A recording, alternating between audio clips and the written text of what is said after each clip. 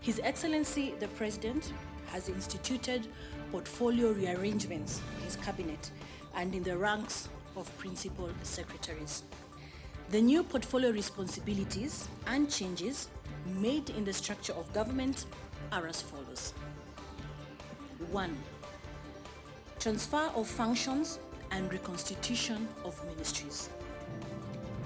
Pursuant to Article 132, Section 3B of the Constitution, the following reorganizations and transfers of functions are made.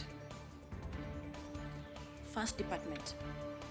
The State Department for Arid and Semi-Arid Land has now been transferred to the Ministry of Public Service and Gender. 2.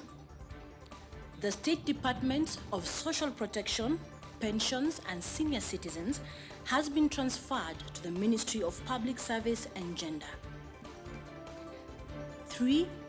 The State Department of Special Programs is transferred to the State Department of Social Protection, Pensions and Senior Citizens Affairs, and the department will hereby be renamed as the State Department for Social Protection, Senior Citizens Affairs and Special Programs. The Ministry of Devolution and the ASOLs, that is the Arid and Semi-Arid Land, is hereby reconstituted and renamed as the Ministry of Devolution.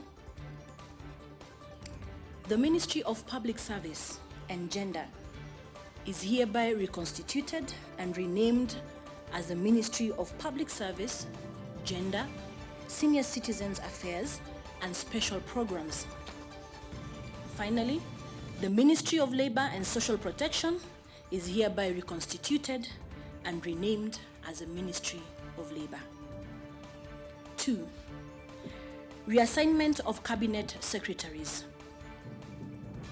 In accordance with Article 155, Section 5A of the Constitution, the following Cabinet Secretaries have been reassigned.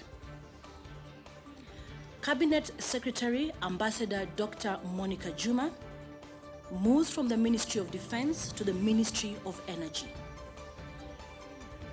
Cabinet Secretary Honorable Charles Keter moves and becomes the Cabinet Secretary of the Ministry of Devolution.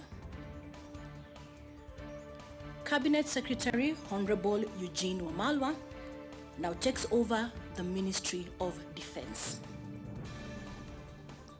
Cabinet Secretary Margaret Kobia retains her portfolio, but as you saw earlier, it was her she got more duties, and with the new ministry, it will now be the Ministry of Public Service, Gender, Senior Citizens Affairs and Special Programs. 3.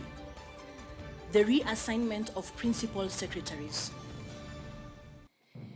In accordance with Article 155, Section 4 of the Constitution, the following Principal Secretaries have been reassigned.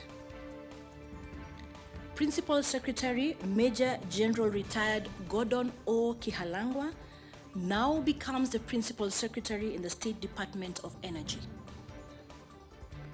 Dr. Engineer Joseph K. Njoroge now becomes the Principal Secretary of the State Department for Transport. Mr. Solomon Kitungo now becomes the Principal Secretary of the State Department of Public Works. Mr. Nelson Mara Sospita now becomes the Principal Secretary, State Department for Special Protection, Senior Citizens Affairs and Special Programs.